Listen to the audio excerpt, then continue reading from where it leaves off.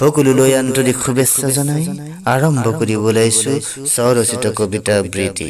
কবিতাৰ শিৰোনাম জীৱনৰ অনুভৱ। সভ্যতাৰ প্ৰাচীৰত ৰৈ ভবা বহু কথাই কৰে আমনি। বিবেকৰ আদালতত গৈ ধৰা পৰে অনেক কিছু। মানচিত্ৰৰ উদৰ ফালি দৃশ্যমান হয় দুৰ্নীতিৰ অভিশাপ।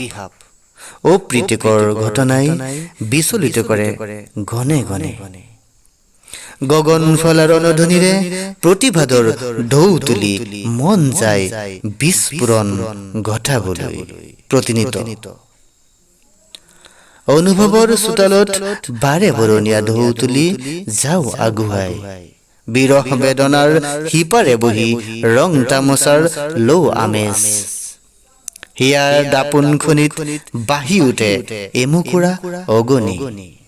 ইন্ধন হৈ পৰো ইকাতি সিকাতি সময়ৰ ছত্ৰ ছায়াত।